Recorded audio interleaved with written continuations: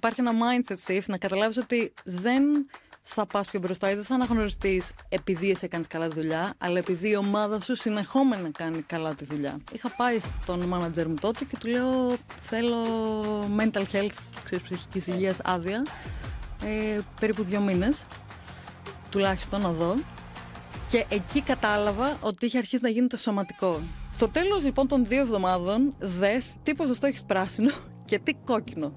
Όταν εγώ την έκανα αυτή την άσκηση, 80% ήμουν κόκκινο. Καταλαβαίνεις ότι αυτό σίγουρα θα οδηγήσει σε burnout. Όταν βάζεις meeting μες τη μέρα σου, επίσης, καλό είναι να τα βάζεις όλα μαζί, ας πούμε, σε μένα δουλεύει. Ναι, ξέρω την απάντηση γι' αυτό. Που είναι το κλασικό, όλο το κάνουμε. Ναι. Ξέρεις, σου λένε κάτι και λες, ναι, ξέρω πώς το λύσω. Εγώ θα έλεγα ότι μια προσέγγιση σε αυτό θα μπορούσε να είναι και το γιατί. Ναι. Θα ρωτήσω 5 γιατί. Ναι, ακριβώς. Για να φτάσω στη ρίζα του προβλήματος. Ακριβώς.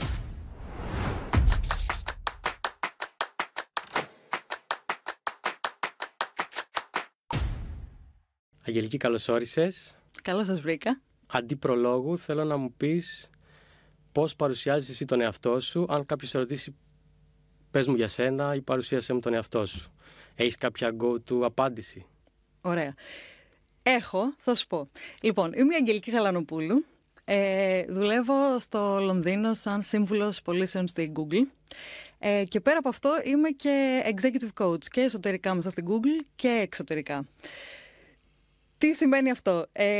Μέσα στην Google έχω κάνει coaching πάνω από 50 άτομα και συνήθως είναι θέματα είτε καριέρας, είτε να είσαι πρώτη φορά manager, πώς θα εξελιχθούν ή το πώς να είσαι καλύτερος leader όσο μεγαλώνεις. Η κανονική μου δουλειά είναι ουσιαστικά πωλήσεις σε οτιδήποτε έχει να κάνει με τα διαφημιστικά προϊόντα της Google και αυτή είναι και όλη μου η 12ετής καριέρα και εμπειρία πριν. Και κάπως όταν συστήνω τον εαυτό μου πάντα είμαι ανάμεσα στα 2 και λέω τώρα ξέρεις ποιο να πω πιο πολύ. Οπότε συνήθως φοράω 2 καπέλα. Το ένα είναι το καπέλο του digital και των πωλήσεων, το άλλο είναι το καπέλο του coaching και αυτό με βοηθάει πάρα πολύ και στη δουλειά μου την καθημερινή να μπορώ να κάνω καλύτερα facilitate, ας πούμε, ομάδες. Για παράδειγμα, από τα διευθυντικά στελέχη του πελάτη μου όταν κάνουν το ετήσιο πλάνο να μπορέσω να τους κατευθύνω με διαφορετικές είτε απόψεις είτε triggers, διαφορετικές οπτικές, είτε μετά σε board επίπεδο στους πελάτες, ξέρεις, μια 5ετή στρατηγική, πώς θα είναι σε ένα δωμάτιο θα επικοινωνούν καλύτερα και αυτό είναι και το αγαπημένο μου κομμάτι της δουλειάς.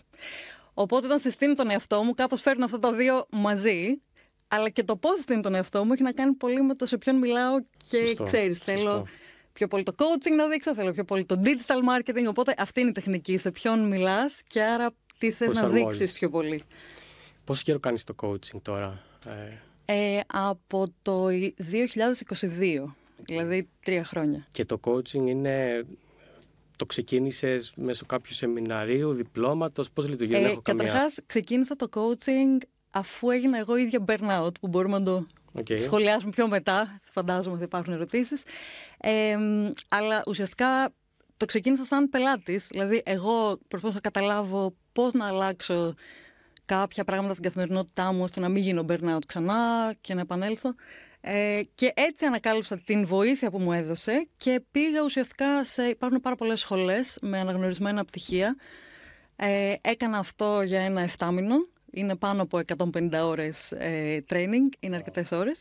Και μετά μπορείς να πάρεις την πιστοποίηση είτε με τον Διεθνές Οργανισμό Coaching, ευρωπαϊκό και υπάρχουν και πολλά άλλα μετά. Οπότε έτσι ξεκίνησε. Φαντάζομαι, επειδή έχω δει στα social media κυρίως εκατοντάδες coaches, ναι. Φαντάζομαι δεν είναι trend της εποχής. Ναι, αλλά δεν είναι και όλοι αυτοί πιστοποιημένοι, φαντάζομαι. Είναι λιγότερο καταρτισμένοι. Γιατί είναι δύσκολο κάποιος να γίνει coach. Δεν είναι κάτι απλό. Ναι. Και υπάρχουν και πολλά είδη μετά. Και αναλόγως τι εκπαίδευση θα πάρεις στο coaching. Ξέρεις, υπάρχουν πολλοί life coaches που είναι πιο πολύ τι θες να κάνεις ζωή σου, τι είναι όλα αυτά. Υπάρχουν performance coaches. Οπότε εκεί μιλάς για το πώς, ας πούμε, ενδεχομένως βοηθάς αθλητές να αυξήσουν την απόδοσή τους ή αντίστοιχα στελέχη σε εταιρείες να αυξήσουν την απόδοσή τους με τεχνικές. Leadership. Τι διαφορά έχει το coaching από το mentorship? Γιατί πολλοί κόσμοι τα συγχαίει. Ναι. Κλασική ερώτηση. Λοιπόν, ο πιο απλός τρόπος να το εξηγήσεις είναι ότι το mentoring ουσιαστικά μιλάς σε κάποιον. Δηλαδή, εγώ έχω κάποια εμπειρία, ας πούμε τα 12 χρόνια digital marketing, πωλήσεις κτλ. Και αν είναι κάποιος που ξεκινάει τώρα στο digital marketing, μπορεί, ξέρεις, να πει «Αχ, τι να κάνω στην καριέρα μου, πώς αυτό». Οπότε κάνει share την εμπειρία σου, ουσιαστικά. Μοιράζει την εμπειρία σου και κάποια στάδια. Άρα δεν θέλει κάποια πιστοποίηση, είναι απλά η εμπειρία Αυτό, που ακριβώς. την εξαργυρώνει εντός εισαγωγικών. Και εγώ έχω mentors, ας πούμε, coaches καταρτισμένους για το πώς ξεκινήσανε π.χ. Ή αντίστοιχα άλλους μεγαλύτερους leaders στην εταιρεία για το πώς να, ξέρεις, εξελιχθώ. Το coaching, η διαφορά είναι ότι μιλάς με κάποιον, όχι σε κάποιον. Και άρα εγώ σαν coach δεν θα σου δώσω ποτέ συμβουλή, ούτε θα σου μοιραστώ τη δικιά μου οπτική. Θα σου κάνω πολλές ερωτήσεις και θα σε βοηθήσω να βρεις τις απαντήσεις μέσα σου γιατί τις έχεις. Άρα κάτι σαν ψυχολόγος, χωρίς να είσαι ψυχολόγος. Ναι, και αυτό καλή ερώτηση. Γιατί η διαφορά, αυτό ήταν μία από τις πρώτες μου ερωτήσεις όταν ξεκίνησα το coaching σαν εκπαιδευόμενη. Η βασική γιατί έκανα και ψυχοθεραπεία εκείνη την περίοδο. Η βασική διαφορά είναι ότι η ψυχοθεραπεία και γενικά όλες τις μορφές ψυχολογίας κοιτάνε να αναλύσουν στο γιατί είσαι έτσι όπως είσαι, νιώθεις έτσι σήμερα. Ωραία. Ενώ το coaching πάντα κοιτάει στο μπροστά, στο μέλλον, με πιο πρακτικά πράγματα. Ένα παράδειγμα, π.χ. πες ότι είσαι κάποιος leader, ας πούμε, στο κομμάτι της δουλειάς και δεν ξέρεις, είτε αγχώνεσαι με κάποιες πολλές αποφάσεις, μπορεί να αγχώνεσαι με public speaking, να μιλήσεις σε κάτι.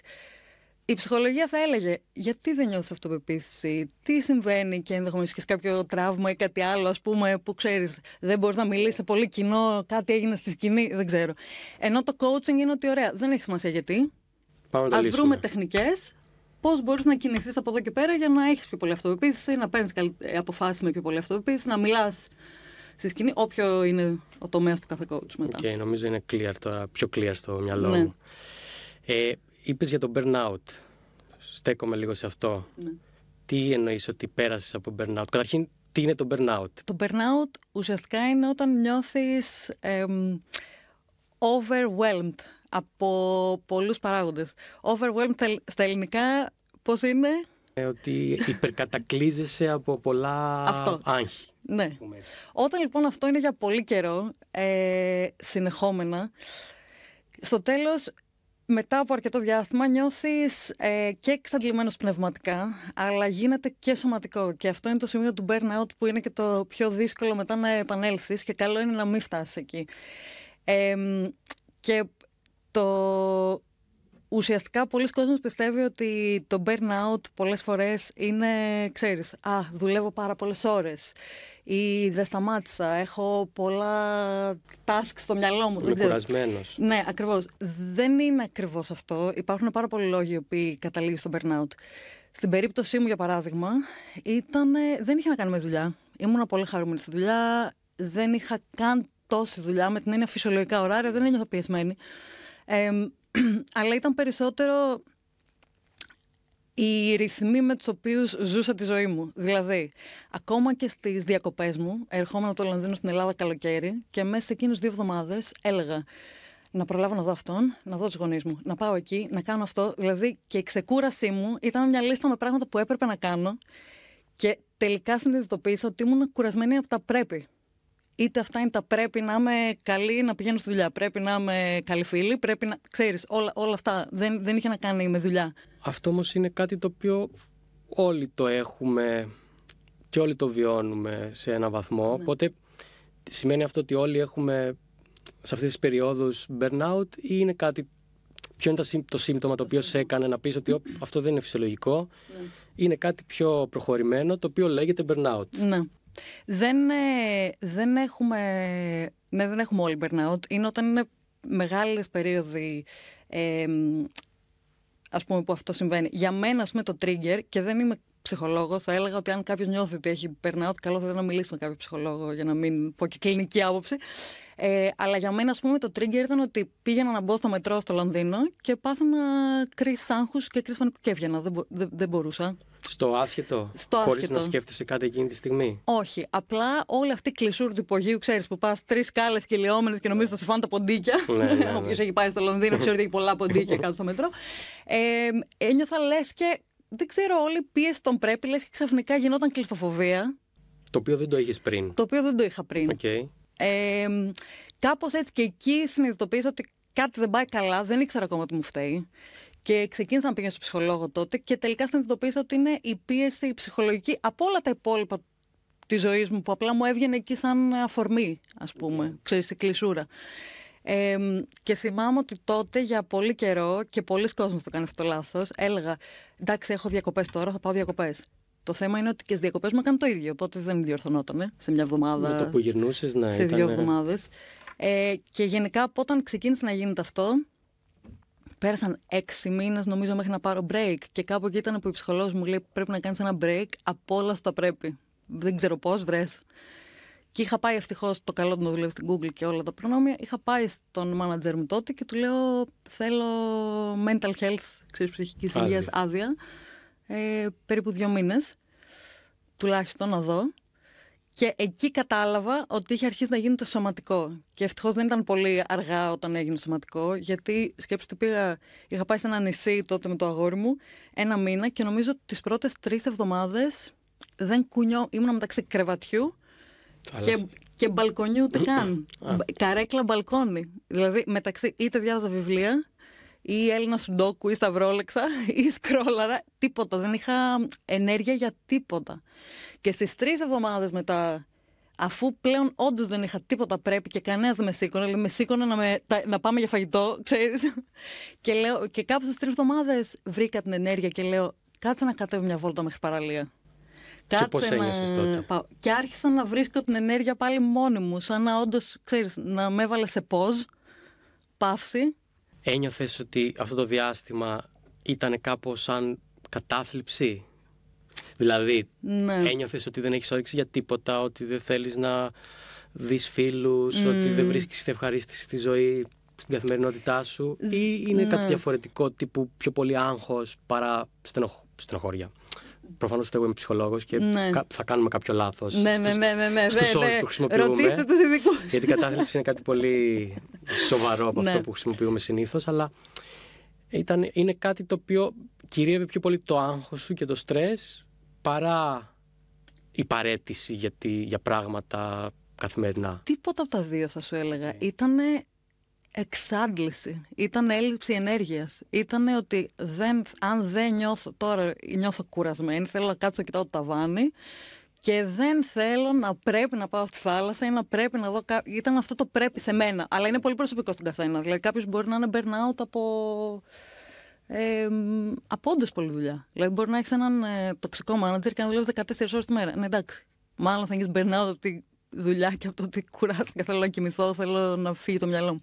Είναι πολύ προσωπικό στον καθένα, απλά υπάρχουν πολλοί λόγοι. Δεν είναι πολλή δουλειά και πολλές ώρες συνήθως. Είναι πολλά άλλα. Επίσης, κάτι άλλο που έχει ενδιαφέρον στο κομμάτι του burnout και πολλοί κόσμος δεν συνειδητοποιεί ότι είναι παράγοντας μαζί με τα υπόλοιπα, είναι το κατά πόσο νιώθεις ότι έχεις κάποιο purpose, κάποιο στόχο, κάποιο drive στη ζωή σου.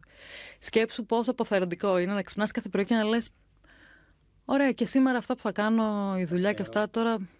Ναι, ή και πού τα κάνω, τι θα αλλάξει, τι προσφέρω σε αυτή την κοινωνία. Δεν ξέρω, ξέρεις, οτιδήποτε είναι για τον καθένα.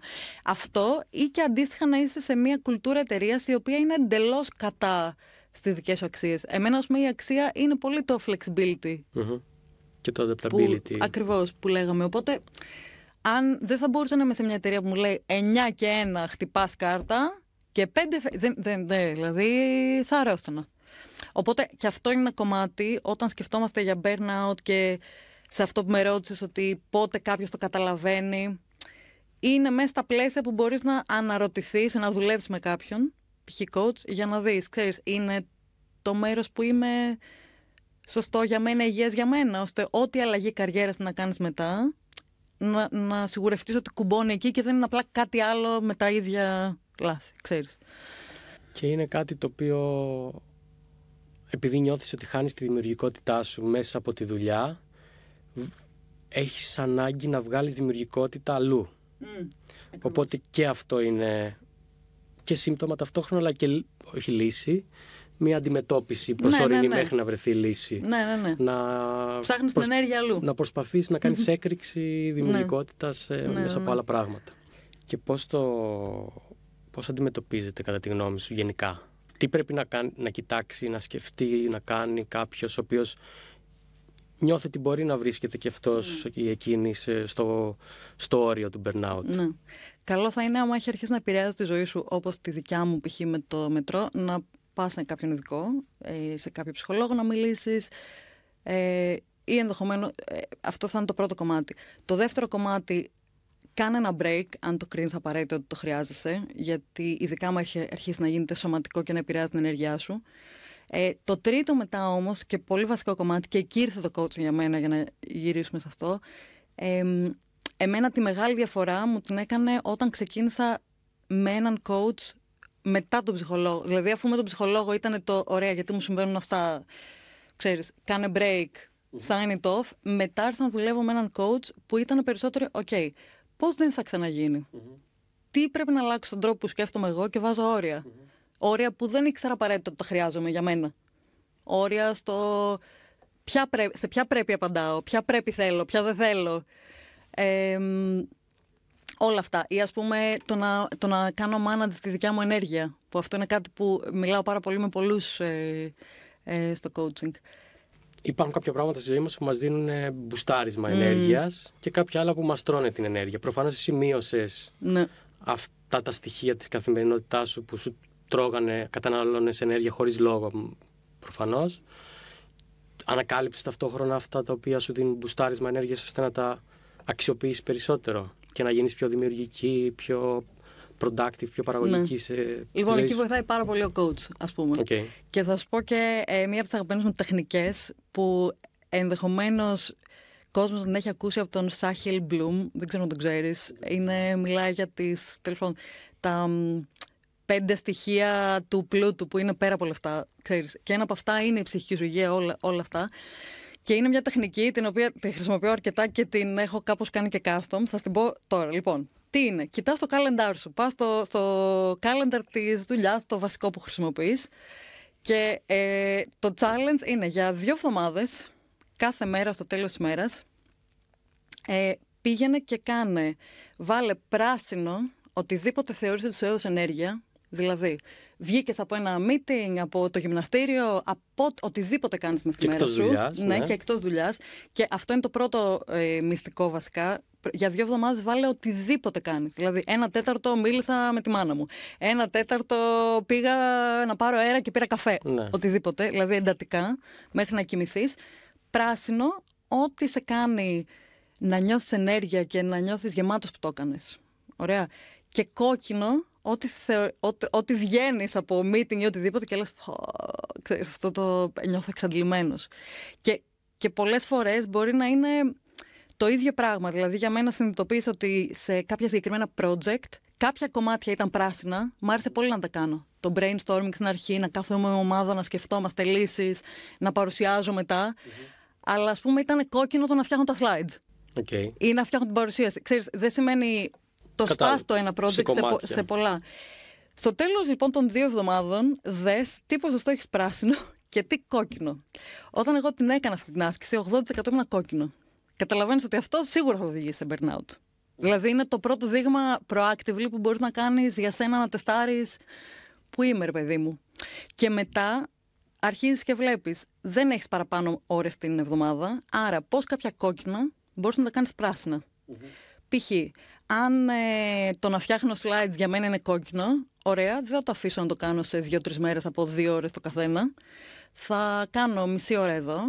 Μετά θα βάλω 1 ώρα coaching μες τη μέρα μου, ώστε να πάρω ενέργεια, γιατί μου δίνει ενέργεια ένα session, ας πούμε, και να έχω πράσινο, να μην είναι 3 ώρες κόκκινο. Μετά μπορείς ένα meeting να πω όχι, γιατί ξέρεις, the meeting that could have been an email, 5 λεπτά, κατάλαβες, το οποίο είναι πολύ πιο γρήγορο. Οπότε εκεί είναι να κοιτάξεις σε ποια μπορείς να πεις όχι, εκεί έρχονται τα όρια, άρα να βγάλεις κάποια κόκκινα για να έχεις πιο πολύ χρόνο να βάλεις πράσινα, ή να σπάσεις τη μέρα σου ώστε να μην είναι ένα βαρύ κόκκινο, ας πούμε, στο τέλος της μέρας και νιώθεις εξαντλημένος, να έχεις πιο πολλά πράσινα. Είτε αυτό είναι αν μπορείς να το βάλεις στο γυμναστήριο, άμα για σένα είναι πράσινο, να το βάλεις μέσα στη μέρα σου, στο lunch break. Ή να σπάσεις ένα μεγάλο task που είναι κόκκινο με πράσινο στο ενδιάμεσο, ώστε να μην εξαντλείσαι. Είναι σαν να διαχειρίζεται από θέματα ενέργειά σου. Μου αρέσει αυτή η μεθοδολογία. Εντάξει, Προφανώς θέλει πειθαρχία να το κάνει κάποιος, αλλά δεν νομίζω να είναι δύσκολο και επίσης μπορείς, ακόμα και αν δεν το κάνεις στο 100% τέλεια, μπορείς να διακρίνεις μέσα στην καθημερινότητά σου τι μπορεί να είναι κόκκινο για σένα και να δείξεις μια διάθεση να το μειώσεις, να το αλλάξεις όσο μπορείς προφανώς.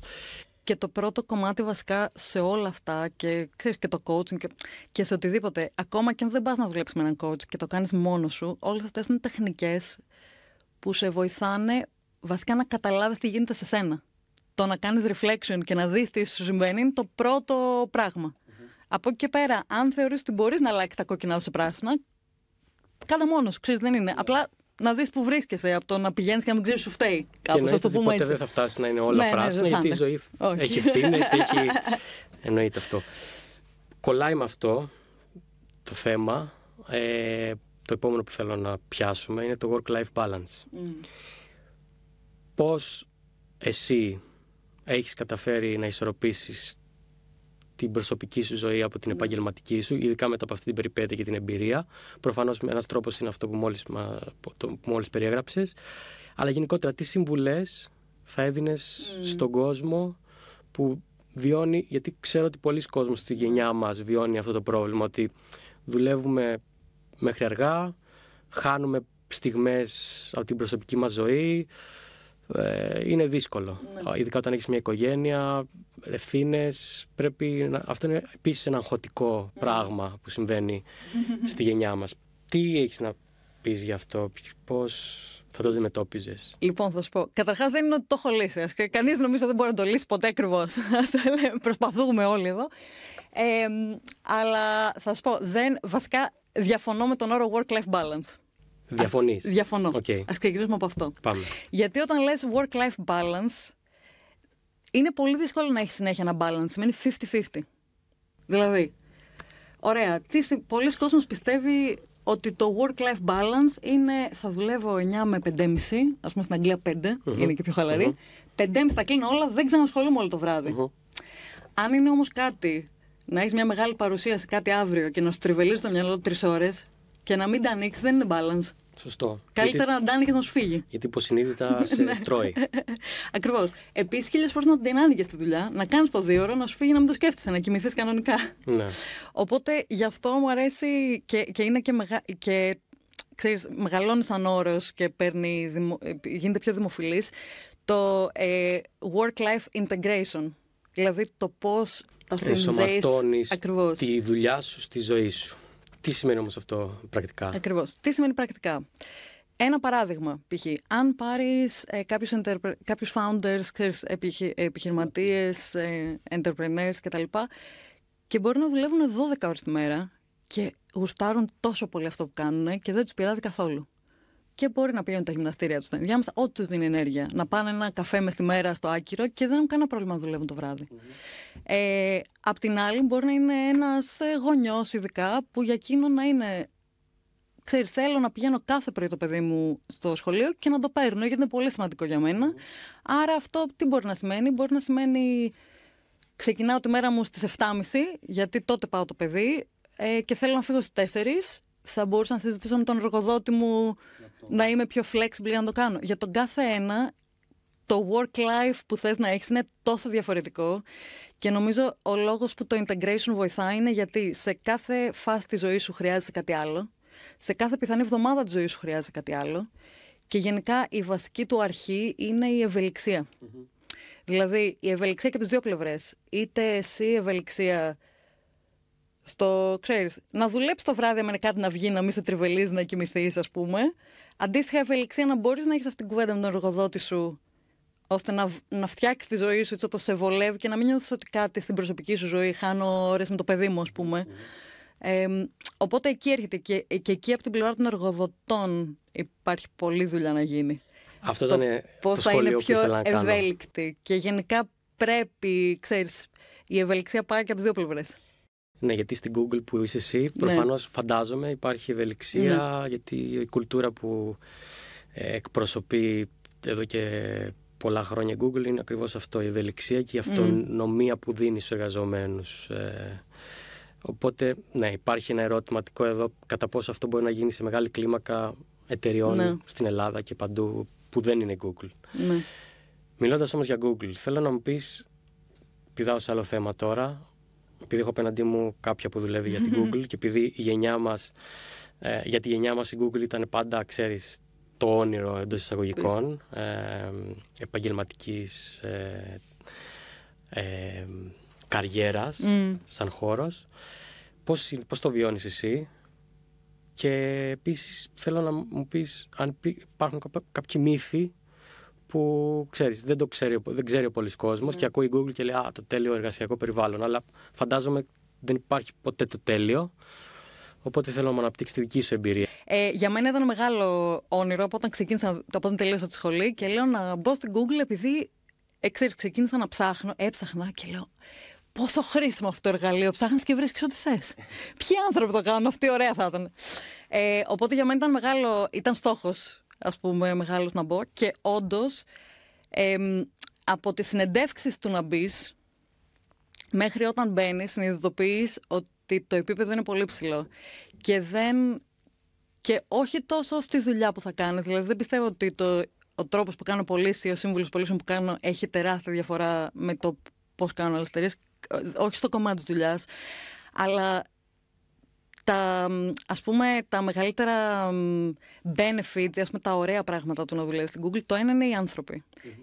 Όλοι έχουν περάσει από τόσο πολλά σκληρά interviews που όλοι όταν λες την κριτική σκέψη, ας πούμε, είναι δεδομένη. Δηλαδή νιώθεις σύνδρομο κατωτερότητας και νομίζω ότι είσαι ο πιο χαζός να μπαίνεις εκεί μέσα, γιατί είναι όλοι γενικά υψηλό επίπεδο, θα έλεγα. Και αυτό τι σε κάνει? Αυτό σε κάνει και είναι μέρος του άγχους. Αυτό είναι ο μύθος ενδεχομένως. Πάντα να προσπαθείς για το καλύτερο. Γιατί νιώθεις ότι μπορεί κάποιος άλλος να είναι καλύτερος και να σε ξεπεράσει. Ή να μην νιώθεις καλά με τον εαυτό σου. Αυτό. Γιατί έχεις τόσο να μάθεις βασικά. Ξέρεις, αν λόγω στην προσωπικότητα είσαι μετά εκεί παίζει. Για μένα ήταν, ας πούμε, ότι κοίτα πόσα πράγματα έχω να μάθω. Από εδώ πληροφορία, από εδώ εκείνο το κομμάτι, από εδώ εκείνο. Ξέρεις, θέλω να τα μάθω όλα. Μου αρέσει να μαθαίνω. Το δεύτερο, βέβαια, που είναι τέλειο να δουλεύεις είναι όλα τα προνόμια που έχει και τα benefits, από την ευελιξία, βασικό, την κουλτούρα σαν συνολικό, κυρίως, και μετά τα προνόμια, βλέπε γυμναστήριο, φαγητό και όλα τα υπόλοιπα που ξέρουμε ότι υπάρχουν. Το τρίτο, στο κομμάτι της κουλτούρας επίσης, που είναι για μένα το αγαπημένο πράγμα στην Google, είναι η προσοχή που δίνουν και επένδυση στο να μαθαίνεις και στο να επενδύσεις σε σένα, να κάνεις training, να πας σε μαθήματα, ξέρεις. Άρα δεν είναι fake αυτό το οποίο λέγεται ότι... Είναι σαν, εγώ προσωπικά βλέπω την Google σαν ένα μεγάλο πανεπιστήμιο, που είναι κρίμα να φύγεις χωρίς να μην έχεις κάνει πολλά πτυχία, κάπως έτσι.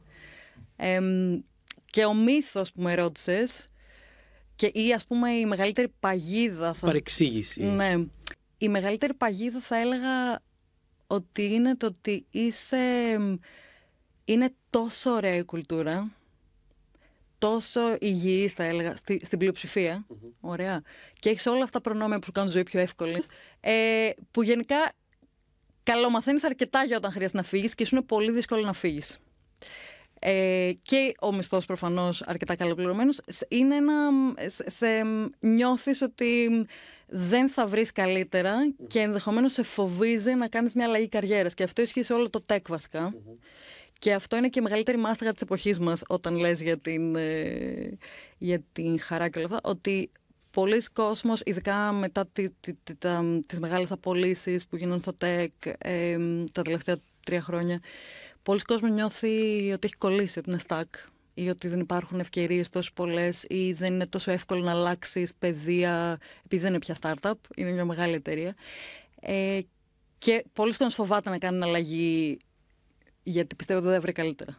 Αυτή είναι η παγίδα. Και είναι δύσκολο πάλι για τη γενιά μας να βρει κάτι. Έχουμε λίγο, και λόγω της κρίσης που βιώσαμε, μας έχει γίνει λίγο τραύμα και μια φοβία ότι μη ρισκάρω, γιατί μπορεί να είναι χειρότερα από εδώ που είμαι η επόμενη μου αλλαγή επαγγελματική. Έχεις κάποιο πλάνο καριέρας, ξέρω εγώ, 5 ετές, το οποίο φτιάχνεις 10 ετές. 10 ετές είναι ίσως too much. 5 ετές. Πιστεύεις σε αυτό το μοντέλο ή είναι κάτι το οποίο... Επίσης αλλάζει, ευελιξία. Εκεί πάει. Λοιπόν, είχα κάνει ένα poll στο LinkedIn γι' αυτό και είχε πλάκα, γιατί είχα ρωτήσει πόσοι από εσάς έχετε 5 χρόνια, ξέρεις. Και οι περισσότεροι είχαν απαντήσει ότι δεν έχουν. Η μεγαλύτερη πλειοψηφία των απαντήσεων. Και μετά συζητούσα με κάποιους και όντως και στη δικιά μου περίπτωση και σε άλλων αλλάζει όσο αλλάζει η καριέρα σου. Δηλαδή, π.χ. όταν βγήκα από τη σχολή και ξεκίνησα να δουλεύω σε agency, στο digital marketing, είχα όντως γύρω στην 5ετία. Για μένα ήταν στόχος να μπω στην Google, ας πούμε. Για μένα ο στόχος μου στην 5ετία ήταν θα δουλέψω στο digital marketing, θα μάθω πώς δουλεύει αυτό το search που ψάχνεις κάτι, ώστε μετά να πάω εκεί. Και γι' αυτό μετακόμισα στο Λονδίνο, γι' αυτό διάλεξα τις δουλειές που διάλεξα και όντως στα 5,5 χρόνια τα κατάφερα. Μετά την πρώτη χρονιά, με τις πρώτες 2 χρονιές στην Google, δεν είχα καν πλάνο. Γιατί προσπαθούσα να μάθω. Γιατί μπει το τικ στο μυαλό σου, ναι, και τώρα λες τι θα κάνω. Ακριβώς. Επίσης προσπαθούσα να μάθω. Τον πρώτο χρόνο ήμουν χαμένη, ένιωθα το σύνδρομο κατωτερότητας, ξέρεις όλα αυτά. Προσπαθούσα να μάθω. Μετά, αφού πέρασαν 2 χρόνια, τώρα μετά στην 5ετία, ας πούμε, η στόχη μου ήταν να εξελιχθώ εσωτερικά στην εταιρεία, να πάρω promotion, να πάρω ενδεχομένως μια πιο senior θέση κτλ. Και ξεκίνησε να είναι και το κομμάτι του πώς αποκτάω περισσότερα skills ηγεσίας και πώς αρχίζω με το coaching μπήκε μέσα σε αυτό. Ώστε ενδεχομένως μετά να είμαι σαν πιο σύμβουλος ή να μπορώ να βοηθήσω καλύτερα ομάδες να πάρουν αποφάσεις καλύτερα μαζί. Αν με ρωτάς τώρα, πλέον είμαι στη φάση που δεν έχω πια 5ετές πλάνο καριέρας. Έχω, όπως ένας γνωστός μου άλλος coach είπε, έχω 10ετές lifestyle πλάνο. Okay. Το οποίο δεν περιλαμβάνει καριέρα. Το οποίο περιλαμβάνει καριέρα, έμεσα. Αλλά έμεσα. Πάλι πίσω σε αυτό το work-life integration που λέγαμε. Δηλαδή, σε 10 χρόνια από τώρα πώς θα ήθελα να είναι η μέρα μου. Πώς θα ήθελα να ζω μες τη μέρα μου. Θέλω π.χ. να είμαι σε ένα γραφείο 9 με 5, να έχω κίνηση μία ώρα το πρωί, μία ώρα να γυρίσω. Ή ξέρω εγώ, άλλοι μπορεί να σου πούνε θέλω να ταξιδεύω τον κόσμο. Δεν είμαι εκεί, δεν είμαι σε κανένα από τα 2 άκρα. Αλλά με βάση το πώς θέλω να ζω τη ζωή μου, λέω OK, άρα, ξέρεις, working backwards, προς τα πίσω, ποια είναι ενδεχομένως κάποια κομμάτια που μπορώ να βάλω ή τι είναι σημαντικό για μένα. Και μια εταιρεία που μου δίνει το flexibility μπορεί να συνεχίζει να υπάρχει σε αυτό το πλάνο. Οπότε κοιτάω πιο πολύ το πώς θέλω να ζω τη ζωή μου, πώς θέλω να είναι η μέρα μου, τι αξίες θέλω να έχω, σε τι κουλτούρα εταιρεία θέλω να είμαι. Για μένα η κουλτούρα της εταιρείας μου και ο διευθυντής, ο manager ή ο CEO, το leadership είναι πολύ πιο σημαντικό από το τι δουλειά θα κάνω. Ξέρεις, είναι αυτά. Έχεις κάποια συμβουλή για το πότε κάποιος είναι κατάλληλη στιγμή να σκεφτεί να αλλάξει δουλειά? Γιατί πολλοί κόσμος, ξέρεις, χάνεται μέσα στην καθημερινότητα ή μπορεί να βιώνει ένα burnout π.χ. που είναι ένα σύμπτωμα που λέγαμε πριν, ή το αντίστροφο, το bore out ή το rust out, δεν ξέρω ποια είναι η κατάλληλη ορολογία και σε αυτό, το οποίο είναι ακριβώς το αντίθετο, θα μας πεις αν θέλεις. Αλλά υπάρχουν κάποια κριτήρια τα οποία κάποιος πρέπει να έχει στο μυαλό του ότι αν συμβαίνει αυτό και αυτό, μήπως είναι η ώρα να αλλάξω δουλειά, να κάνω το επόμενο βήμα. Θα σου πω, επειδή δεν είμαι career coach να σου απαντήσω αυτή με λεπτομέρεια, θα σου πω άλλους να καλέσεις, πολύ ενδιαφέρον θέμα. Μ' αρέσει και εμένα αυτό. Συγκεκριμένα για δουλειές και όλα αυτά. Θα σου πω γενικά ότι μία περίοδος να αρχίσεις να διερωτάσαι. Σωστό, διερωτάσαι. Ναι. Να διερωτάσαι, όχι απαραίτητα να αλλάξεις κατευθείαν. Είναι, π.χ. αν νιώθεις bore out, τι είναι το bore out? Το bore out είναι το αντίθετο του burnout. Δηλαδή, όταν νιώθεις ότι βαριέσαι, δεν μαθαίνεις τίποτα και τι κάνω εδώ, είμαι γεννημένος για πολύ μεγαλύτερα πράγματα.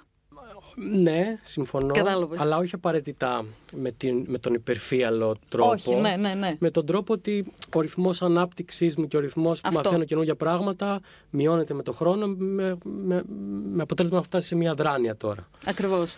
Όταν νιώσεις ότι δεν μαθαίνεις, ότι ξέρεις, κάπως περνάνε οι μέρες και ότι δεν είσαι δημιουργικός. Ναι. Οπότε εκεί αυτό είναι ένα δείγμα.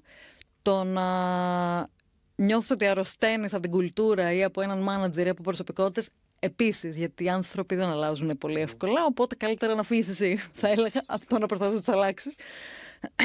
Πιο εύκολο να το λες, πιο δύσκολο να το κάνεις. Αλλά και σε εκείνη την περίπτωση θα έλεγα να ξεκινήσεις να κοιτάς αυτό το reflection σαν πρώτο. Δηλαδή, ωραία, είμαι σε αυτήν την κατάσταση. Ας το καταλάβω αρχικά και ας το συνειδητοποιήσω. Ωραία. Τι είναι αυτό που μου φταίει? Εκεί έρχεται ένας coach, βοηθάει πάρα πολύ σε εκείνη την απάντηση. Τι είναι αυτό που μου φταίει? Και πολλές φορές, αν σκεφτώ όλες τις περιπτώσεις μου στο tech, όταν δουλεύω με ανθρώπους από την Google, από την Amazon, από τη Meta κτλ., σε πληροφορώ ότι 70% των περιπτώσεων είναι η έλλειψη του να μαθαίνουν και να νιώθουν ότι εξελίσσονται, οπότε δεν τους ενδιαφέρει να αλλάξουν εταιρεία ή δουλειά. Απλά, μάλλον πρέπει να σκεφτούν ότι, OK, τι μου δίνει ενέργεια πίσω στο calendar, τι θα με ενδιαφέρει να κάνω πιο πολύ? Υπάρχουν ρόλοι που να κάνω πιο πολύ αυτό και αυτό και αυτό που μου αρέσει. Ωραία. Και μετά να ξεκινήσεις. Πώς το φτιάχνω στο CV, εκεί έρχεται το career coach, ας πούμε, άλλο πράγμα. Πώς το φτιάχνω στο CV, πώς κάνω networking, ξέρεις, όλα αυτά. Σε κάποιες περιπτώσεις, το 30% συνήθως, και είναι επίσης μεγάλο κομμάτι της δουλειάς μας, της γενιάς μας, είναι ότι θέλουν την ελευθερία του να δουλεύουν για τον εαυτό τους. Πολλοί κόσμος. Και υπάρχει γενικά μεγάλη αύξηση σε αυτό. Οπότε εκεί, αν πλέον νιώθεις ότι, ξέρεις, όλα είναι κόκκινα και τίποτα δεν μπορεί να το αλλάξει στο calendar, ναι, ίσως να πρέπει όντως να σκεφτείς να αλλάξεις δουλειά. Και το να πας σε μια άλλη εταιρεία να κάνεις το ίδιο δεν θα σου δώσει τη λύση. Οπότε εκεί έρχεται πολύ το να δουλέψεις με έναν coach, αν δεν μπορείς μόνος σου, να καταλάβεις τι είναι αυτό που σου φταίει. Γιατί μια αλλαγή δουλειάς δεν σημαίνει ότι θα το λύσει.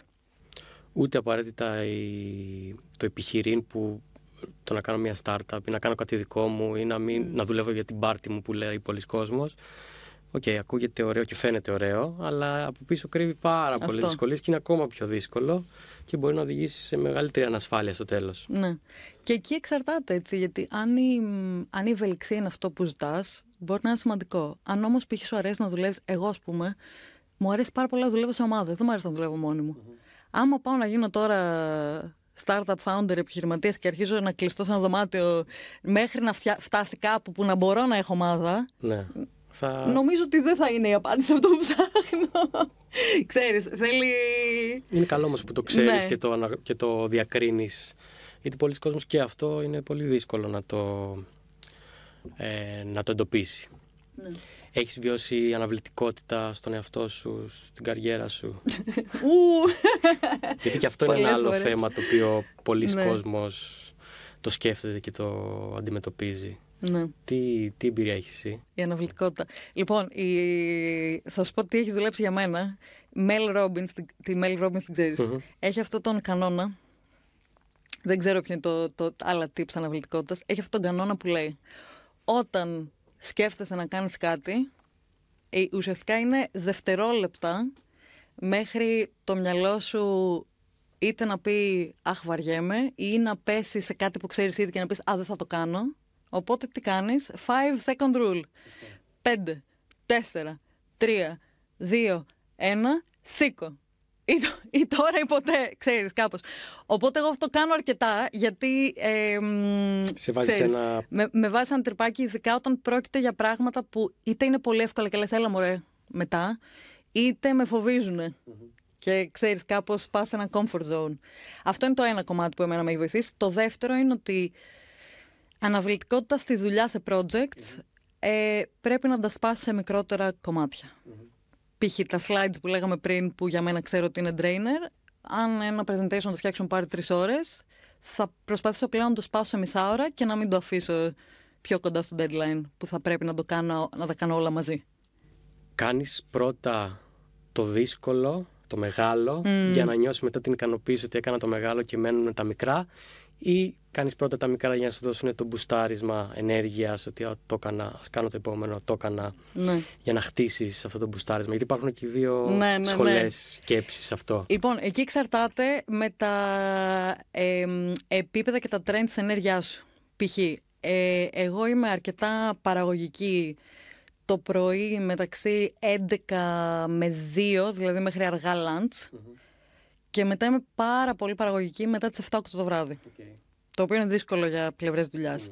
Οπότε τι κάνω, προσπαθώ να κάνω bucket μαζί, ας πούμε, παρόμοια tasks. Δηλαδή, όλα μου τα admin που μπορεί να είναι από έξοδα, expenses, μέχρι emails, μέχρι οτιδήποτε, τα κάνω 2 με 5 που το μυαλό μου δεν δουλεύει, από το να σπάω, και 11 με 2 που είναι καλύτερη μου θα βάλω τα δύσκολα μου tasks.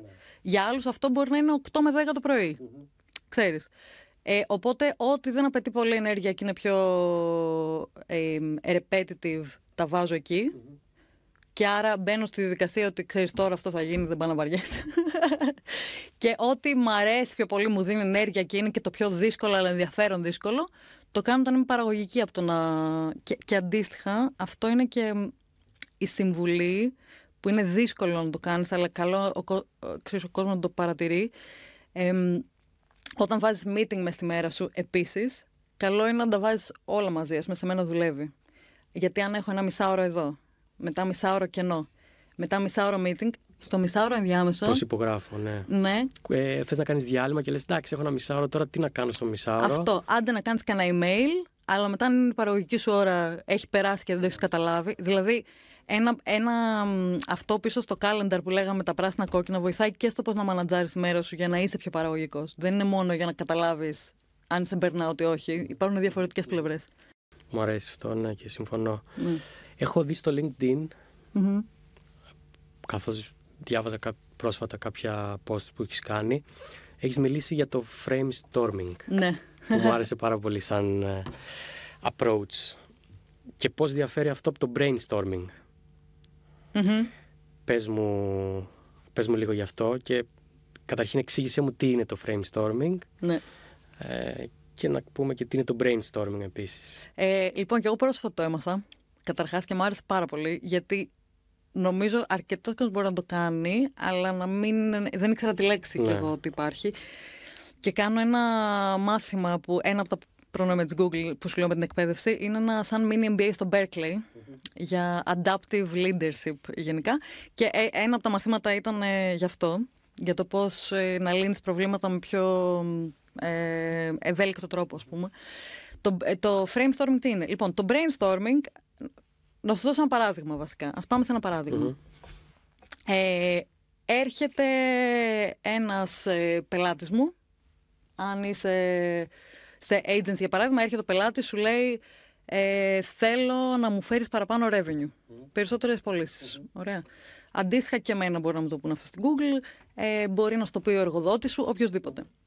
Το brainstorming λοιπόν τι είναι? Το brainstorming ξεκινάς και ψάχνεις λύσεις για να φέρεις περισσότερο revenue. Και λες τι θα κάνω?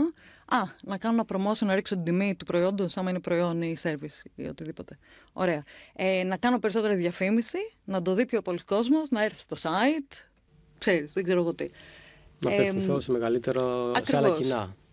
Είναι ένα πρόβλημα το οποίο είναι αρκετά δομημένο, ευρύ και το έχεις συναντήσει πολλές φορές. Οπότε ξέρεις πολλές διαφορετικές λύσεις που μπορούν να το απαντήσουν και αρχίζεις και λες: ωραία, να σκεφτώ ποια λύση. Ακριβώς. Ναι. Το framestorming ουσιαστικά είναι η ορολογία που σε κάνει να πιάσεις το πρόβλημα, το φέρε μου περισσότερο revenue και να δεις, είναι πραγματικά revenue που θες ή είναι κάτι άλλο. Δηλαδή, ξέρεις, αν είχαμε revenue αύριο, θα λυνόντουσαν όλα τα προβλήματα της εταιρείας? Άμα σου πει ο άλλος ναι, γιατί θα λυνόντουσαν τα προβλήματα της εταιρείας? Γιατί δεν έχουμε λεφτά να πληρώσουμε, ξέρω εγώ, τους μισθούς. Εγώ σου λέω ο εργοδότης. Ωραία. Άρα μήπως το πρόβλημα είναι ότι δεν έχεις cash flow να πληρώσεις μισθούς? Ή ξέρω εγώ, μήπως το πρόβλημα λοιπόν είναι ότι δεν έχεις αρκετό κέρδος για να σου μένει στο τέλος του χρόνου? Άρα η ερώτηση δεν είναι πώς θα φέρουμε περισσότερο revenue. Είναι πώς θα αυξήσουμε το profit. Ακριβώς. Το κέρδος. Ή μπορεί να ρωτήσει ότι κάτσε, γιατί θες περισσότερο revenue? Μήπως το πραγματικό πρόβλημα από πίσω είναι ότι χάνεις πελάτες. Και άρα μήπως η λύση πρέπει να βρούμε είναι όχι πώς θα φέρουμε revenue, αλλά πώς δεν θα χάνουμε πελάτες. Οπότε ουσιαστικά σε βοηθάει να σκεφτείς λίγο πιο σφαιρικά ποιο είναι το πραγματικό πρόβλημα πίσω από την ερώτηση που κάνεις. Άρα ουσιαστικά κάνεις focus, φτιάχνεις frames για το πού μπορεί να εστιάζεται το πρόβλημα το οποίο θες να λύσεις για να λύσεις αυτό το frame, το συγκεκριμένο, και όχι γενικότερα τη μεγάλη εικόνα ή το δάσος, κατά κάποιο τρόπο. Και όσο περισσότερο αλλάζει ο κόσμος γενικά, είτε αυτό λέγεται AI και ό,τι αλλαγές αυτό φέρνει στο πώς κάνεις πράγματα ή στο πώς κάποιες λειτουργίες μες στην εταιρεία θα μπορούσαν να γίνονται, τόσο πιο πολύ αυτό χρειάζεσαι, γιατί έρχεσαι αντιμέτωπος με προβλήματα που δεν είχες ή με προβλήματα που ενδεχομένως οι λύσεις που είχες δεν ταιριάζουν πια. Εκεί βοηθάει αυτό. Και εκεί είναι, ας πούμε, που το group coaching που σου έλεγα στην αρχή, ότι φοράω το καπέλο πωλήσεων και το καπέλο coaching, βοηθάει στις ομάδες, στα διευθυντικά στελέχη, όταν είναι σε ένα δωμάτιο, λίγο να κάνεις αυτές τις ερωτήσεις από διαφορετικές πλευρές, για να ενδεχομένως ξέρεις, να κάνεις spark μία διαφορετική ερώτηση. Είναι όντως αυτό που θες να λύσεις τον επόμενο χρόνο, είναι κάτι άλλο που προσπαθείς, ξέρεις? Ναι, εγώ το σκέφτομαι όσο μιλάς σε πρακτικά πράγματα, καθημερινότητα στη δουλειά, τα οποία πολλοί κόσμος πάει στο end goal, στο αποτέλεσμα που θέλει να πετύχει, αλλά δεν χάνεται το context, το πλαίσιο, όπως είπες. Οπότε αν κάποιος που σου δίνει ένα brief για μια δουλειά ή για ένα πρόβλημα ποντάρει και επενδύσει περισσότερο στο να σου εξηγήσει το πλαίσιο, νομίζω και εσύ σαν επαγγελματίας, οποιοσδήποτε επαγγελματίας, θα κάνει καλύτερη δουλειά στο να σκεφτεί και να κάνει focus στο πραγματικό θέμα ή πρόβλημα και όχι στη γενικότερη εικόνα. Ναι. Και μάλιστα ένας τρόπος, ο καθένας μας θα μάθει να το κάνει, μπορείς να ρωτήσεις ερωτήσεις τύπου αν γινόταν αυτό, τι θα π.χ. θα λυνόταν το πρόβλημα αυτό που ρώτησες. Αν ξέρεις, το what if. Μετά, άλλος τρόπος που μπορείς να κάνεις ερωτήσεις είναι στα αγγλικά είναι το HWM, how we might. Πώς θα μπορούσαμε να προσεγγίσουμε. Τα λοιπά. Τέτοιου είδους ερωτήσεις. Πριν πας στο, ξέρεις, ναι, ξέρω την απάντηση γι' αυτό. Που είναι το κλασικό, όλο το κάνουμε. Ξέρεις, σου λένε κάτι και λες, ναι, ξέρω πώς να το λύσω. Εγώ θα έλεγα ότι μια προσέγγιση σε αυτό θα μπορούσε να είναι και το γιατί. Ναι. Που πολλοί έχουν αυτό σαν προσέγγιση, ότι θα ρωτήσω 5 γιατί. Ναι, ακριβώς. Για να φτάσω στη ρίζα του προβλήματος. Ακριβώς. Θέλεις να αυξήσεις τα έσοδα. Ναι. Γιατί. Ναι. Το γιατί, εντάξει, σε αυτή την ερώτηση είναι λίγο προφανής η απάντηση, αλλά πώς, γιατί. Και τα λοιπά. Και το χτίζεις και μετά από ένα σημείο φτάνεις στη ρίζα και λες θα φτιάξω τη ρίζα. Ακριβώς. Και αυτό είσαι spot on, γιατί τα 5 γιατί είναι κλασική τεχνική και στο Berkeley που διδάσκουν, να ξέρεις. Είναι το πρώτο κομμάτι. Το πρώτο κομμάτι είναι brainstorming, framestorming, ουσιαστικά που σου λέει κάτσε να λύσεις το πρόβλημα, να δεις ποιο είναι το πρόβλημα. Και μετά σε αυτό που θα βρεις ρώτα τα 5 γιατί, για να δεις αν είναι το σωστό. Το ίδιο. Οπότε ακαδημαϊκός είσαι. Χωρίς να το ξέρω, όντως τα 5 γιατί. Το πέτυχα Διάννα. Οπότε αυτό λένε. Και ας πούμε ένα παράδειγμα κλασικό, όταν δουλεύεις στο marketing, πολλές φορές θα πάρεις το brief, για όποιον δουλεύει στο marketing τέλος πάντων, θα πάρεις το brief και θα σου πούνε θέλω να αυξήσεις το awareness, το brand awareness 10%. Γιατί? Τι σημαίνει αυτό? Όχι τι σημαίνει, εννοώ γιατί. Ναι. Πώς έφτασε το 10%? Ναι, γιατί, ξέρεις. Και άμα ρωτήσεις, και την έκανα την άσκηση πρόσφατα με έναν από τους πελάτες μου, και η πραγματική απάντηση δεν ήταν το awareness. Η πραγματική απάντηση είχε να κάνει με ένα commercial λόγο, εντελώς άλλο, με πωλήσεις. Ξέρεις, δεν ήτανε και κάπως είχε μεταφραστεί. Αλλά εμένα σαν Google, λοιπόν, ή σαν το σύμβουλό σου, όταν μου κάνεις την ερώτηση την πραγματική, μπορώ να σκεφτώ 1000 άλλες λύσεις που δεν είναι βάλε μια καμπάνια για το awareness και να σου λύσω το πραγματικό πρόβλημα. Και οπότε αυτό είναι καλή συμβουλή για οποιονδήποτε είναι σε θέση η οποία δίνει brief ή έχει σύμβουλο εξωτερικό ή προσπαθεί να λύσει κάτι, να σκεφτείς ότι μήπως δώσεις την αρχική ερώτηση και όχι αυτή που πιστεύεις ότι θέλεις σαν απάντηση. Και δεν αφορά μόνο το marketing και το δικό μας αντικείμενο. Ναι. Σκέφτομαι όλα τα πιθανά επαγγέλματα έχουν ένα στοιχείο ενδυνάμει framestorming που μπορεί να εφαρμοστεί. Ακριβώς. Ισχύει. Πηδάω τώρα σε άλλο θέμα. Έχεις μέσα στην καριέρα σου μέχρι τώρα βιώσει κάποια αποτυχία, που έγινε μάθημα, γιατί φαντάζομαι πως όλοι υπάρχουν στιγμές και περίοδοι οι οποίοι δεν πάνε όλα τέλεια, τα οποία το σημαντικό είναι να τα κάνουμε μαθήματα για μας. Είχες εσύ βιώσει κάποια αποτυχία στην καριέρα σου? Πολλές. Αλλά νομίζω αυτή που πάντα λέω και μου έχει μείνει ανεξίτηλη είναι η πρώτη μου χρονιά σαν manager στο Λονδίνο. Σε agency, σε marketing agency. Όπου νομίζω είχα κάνει... Πρέπει να ήμουν πάρα πολύ toxic. Νομίζω έκανα ό,τι λάθος θα μπορούσε να κάνει κάποιος manager σε πρώτη χρονιά. Θα σου πω γιατί. Γιατί ένα από τα πιο δύσκολα πράγματα που θα κάνεις στην καριέρα σου είναι η μεταπήδηση στην πρώτη σου manager θέση. Δηλαδή, από εκεί που είσαι ο καλύτερος στο να κάνεις τη δουλειά, ξαφνικά περνάς και πρέπει να είσαι ο καλύτερος όχι στο να κάνεις τη δουλειά, αλλά στο να εξηγείς τη δουλειά, να κάνεις delegate, να βοηθάς άλλους να μάθουν, στο να κλείνεις τα μάτια και να πεις θα σε εμπιστευτώ να το κάνεις και ας μην είναι έτσι όπως θα το έκανα εγώ και αυτό είναι ok. Το ξαφνικά να καταλάβεις, υπάρχει ένα mindset shift, να καταλάβεις ότι δεν θα πας πιο μπροστά ή δεν θα αναγνωριστείς επειδή εσύ έκανες καλά τη δουλειά, αλλά επειδή η ομάδα σου συνεχόμενα κάνει καλά τη δουλειά. Και υπάρχει ένα τέτοιο μεγάλο jump, το οποίο αν συνεχίσεις να σκέφτεσαι σαν θέλω να κάνω καλά τη δουλειά μου, τη δουλειά την πρακτική, δεν θα πάει πολύ μπροστά. Και αυτά τα λάθη τα έκανα συνεχόμενα. Δηλαδή, είχα καταλήξει να είμαι micromanager γιατί έλεγχα το κάθε ένα, γιατί δεν γινόταν έτσι όπως το ήξερα εγώ να το κάνω. Παρόλο που το αποτέλεσμα σωστό ήταν.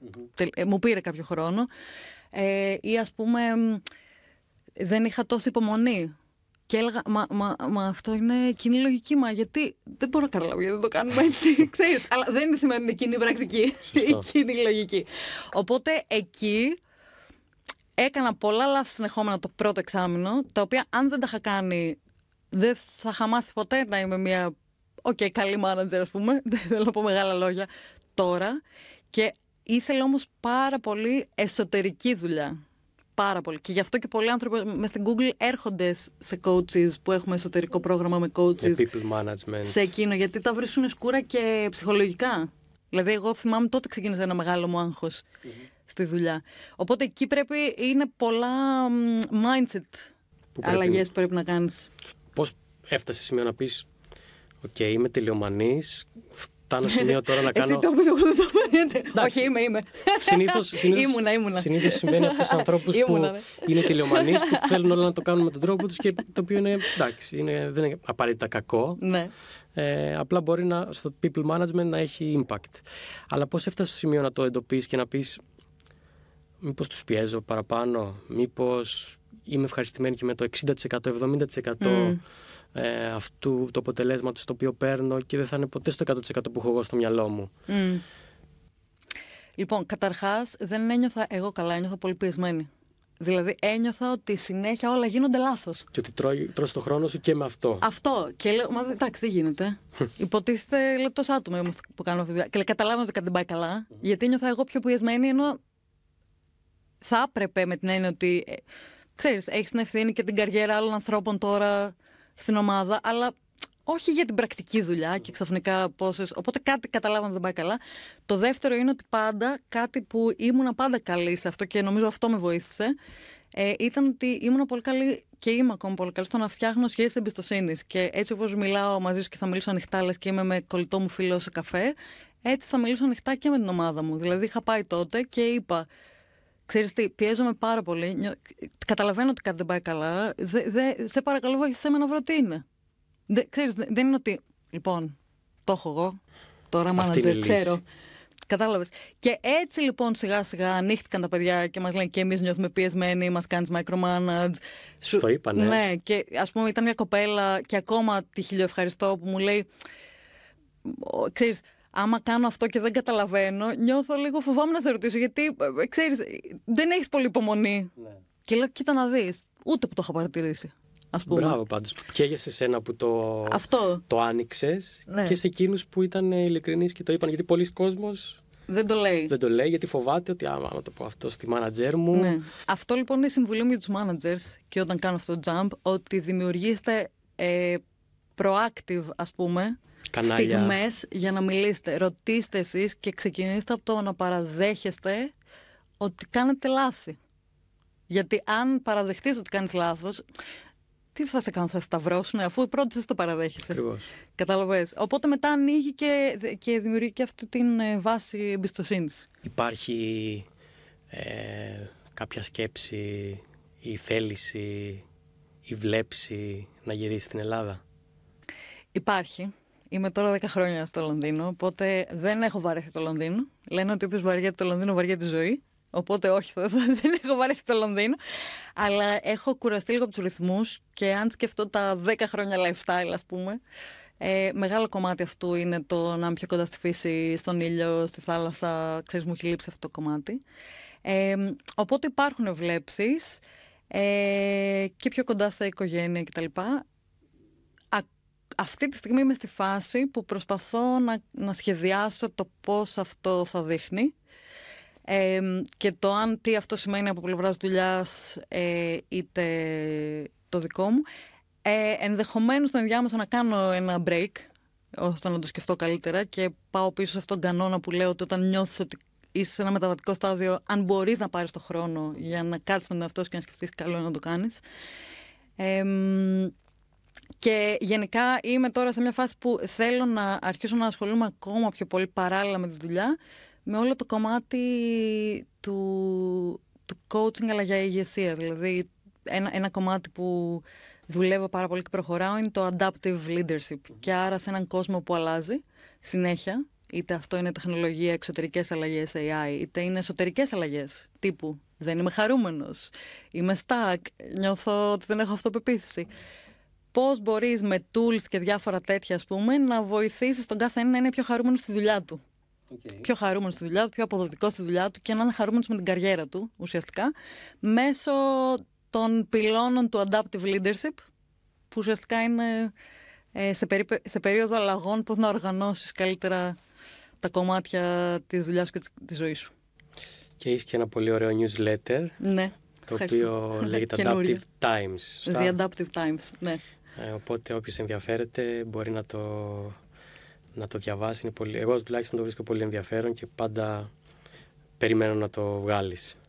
Ευχαριστώ. Ευχαριστώ πάρα πολύ, Αγγελική, για το χρόνο σου. Μ' άρεσε. Ήταν πολύ ωραία κουβέντα μας.